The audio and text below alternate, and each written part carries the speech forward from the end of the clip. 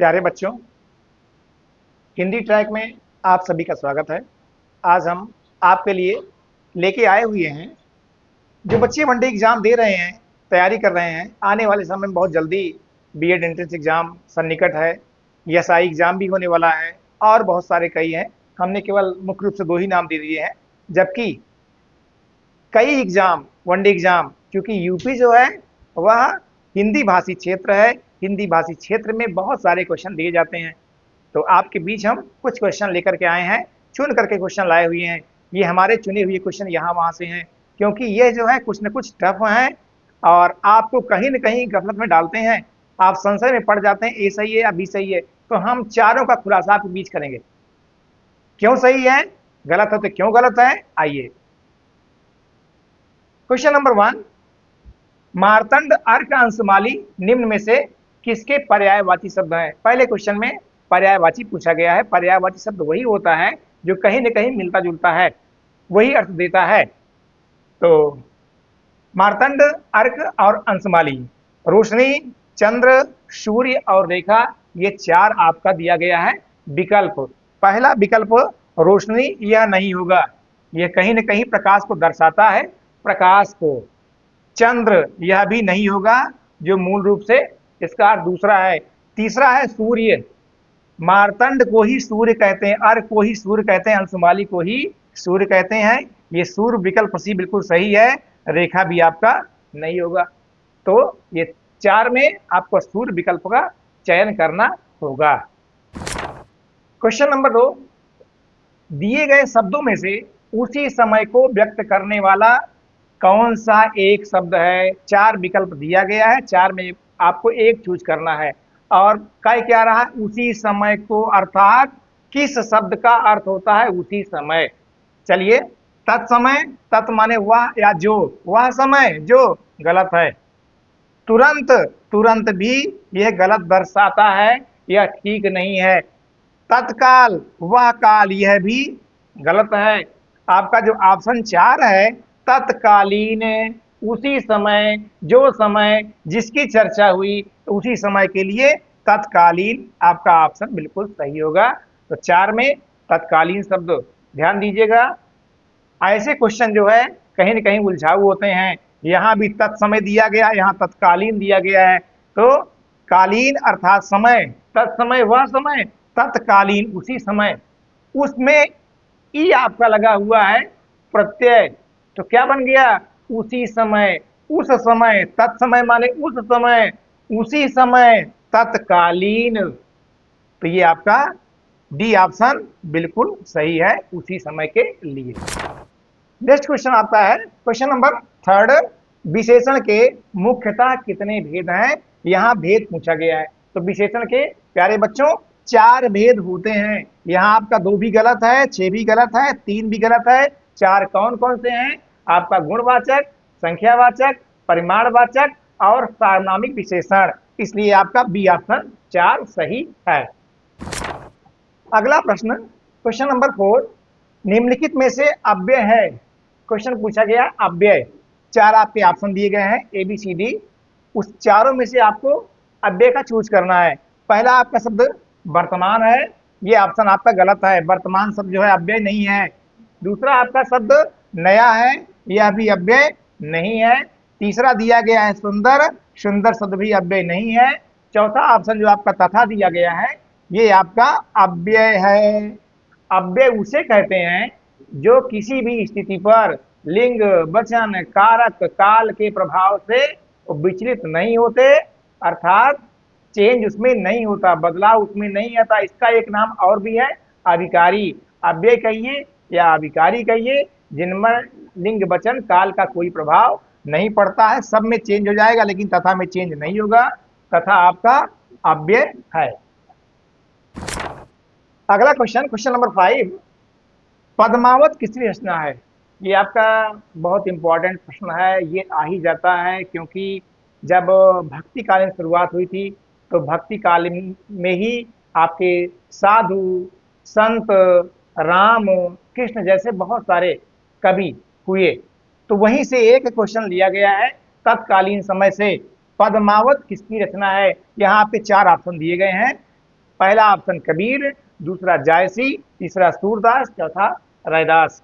तो पद्मावत जो रचना है वो मलिक मोहम्मद जायसी की रचना है, ये कबीर की नहीं है, सूरदास की नहीं है, रैदास की नहीं है। तो अगला क्वेश्चन, क्वेश्चन नंबर 6, निम्नलिखित में तद्भव शब्द हैं। चार आपका ऑप्शन दिया गया है, आपको तद्भव चूज करना है। तद्भव और तत्सम दो शब्द होते हैं। तत्सम होता है आपका संस्कृत वाले शब्द, बिना बदला हुआ शब्द। तद्भव पूछा है जो आपका बदला हुआ शब्द होगा, नया शब्द होगा।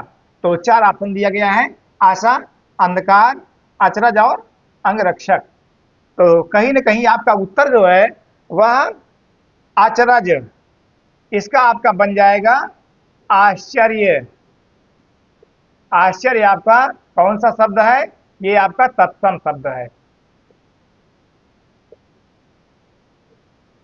तद्भव आपका अचरज, अचंभा, आश्चर्य। और आशा भी गलत है, अंधकार का अंधेरा हो जाएगा, अंगरक्षक का अंगरखा हो जाएगा। तो आपका शब्द क्या है? तद्भव है, बदला हुआ रूप। बदला हुआ रूप में आपका अचरज होगा, इसका तत्सम रूप होगा आश्चर्य। प्यारे बच्चों, आप समझ रहे होंगे। अगला क्वेश्चन, क्वेश्चन नंबर 7, निम्न में से दंत ध्वनि है। पूछा गया है दंत ध्वनि कौन सी है? आपका चार ऑप्शन दिया गया है। तो आप सभी जानते होंगे, कंठ, तालु, मूर्धा, दंत और ओष्ठ, ये पांचों आपके जो पंचवर्गीय व्यंजन है, क वर्ग, चा वर्ग, टा वर्ग, ता वर्ग और पा वर्ग, वहीं से आपको देखना चाहिए, समझना चाहिए। अगर वहां से आप समझे हुए तो आपको बेहतर उत्तर मिलेगा। पूछा क्या गया है? दंत। का वर्ग आपका जो है वह कंठ है। खा जो है ऑप्शन का वर्ग का, ये गलत है। चा वर्ग तालु व्यंजन है, कंठ तालु, ये भी आपका गलत हो जाएगा। पा फा ये आपका ओष्ठ हो जाएगा, ये भी गलत है।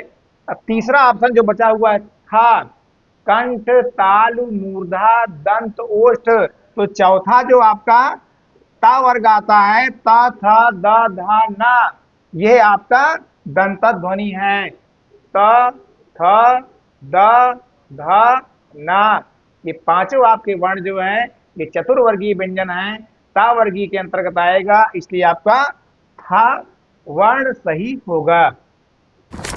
अगला क्वेश्चन, क्वेश्चन नंबर 8, किस शब्द में का प्रयोग हमेशा बहुवचन में होता है?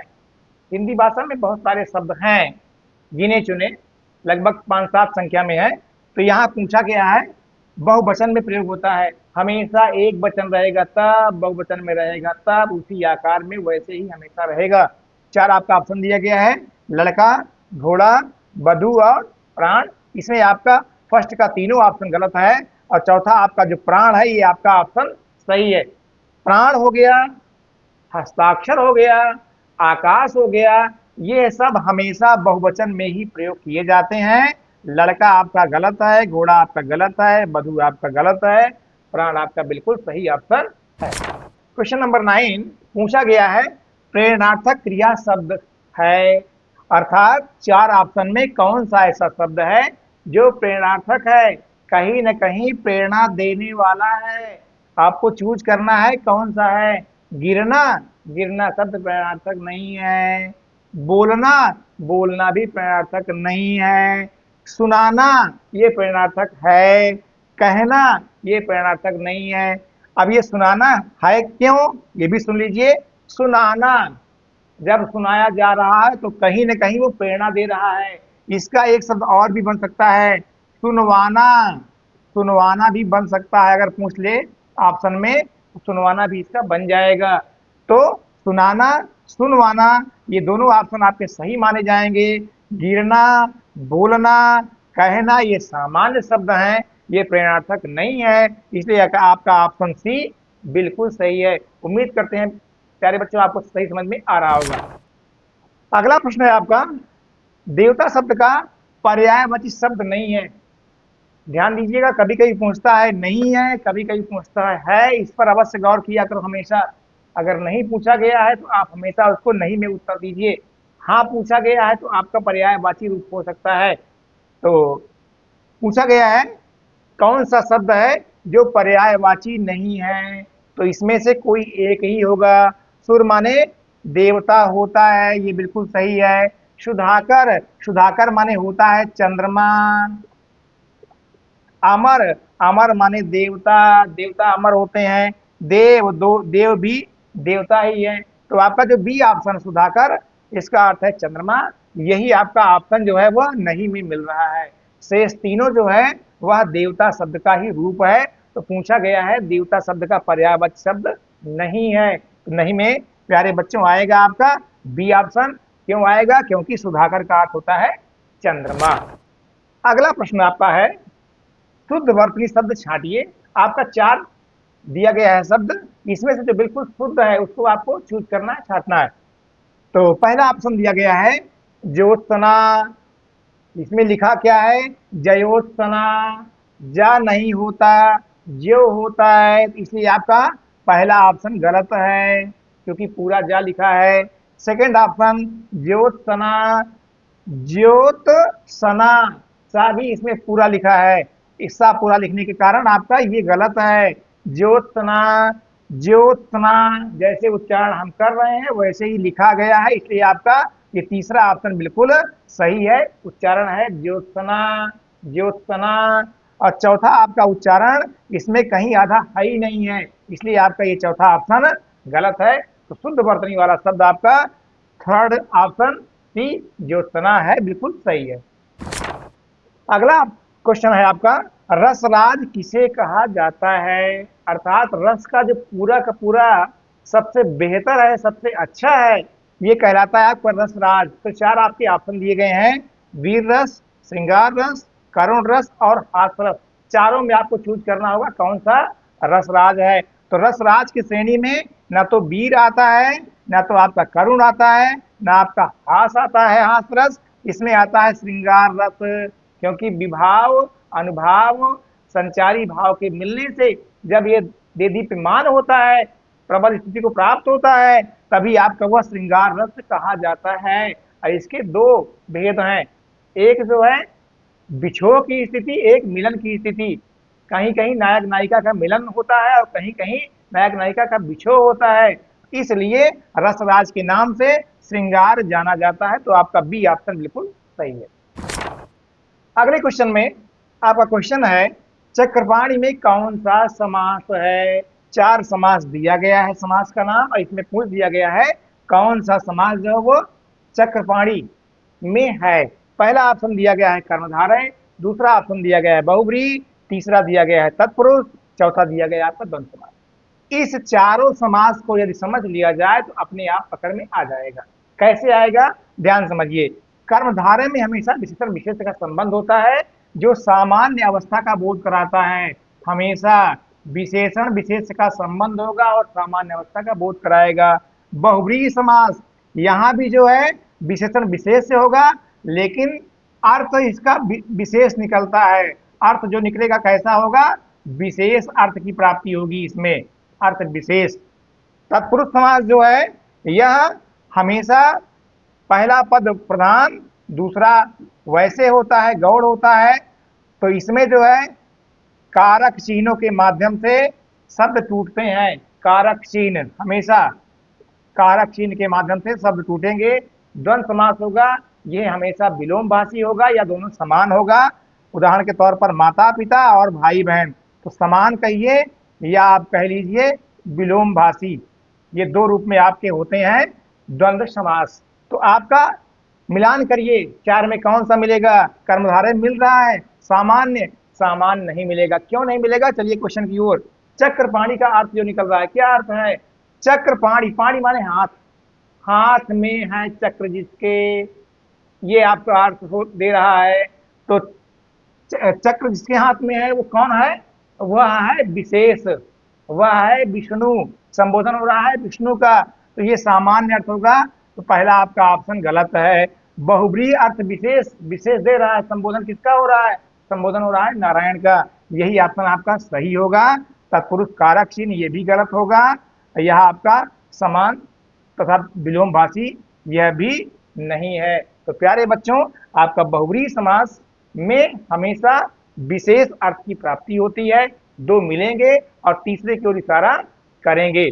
उम्मीद करते हैं प्यारे बच्चों ये सब आपके समझ में आ गया होगा। चलिए आगे फिर मिलते हैं।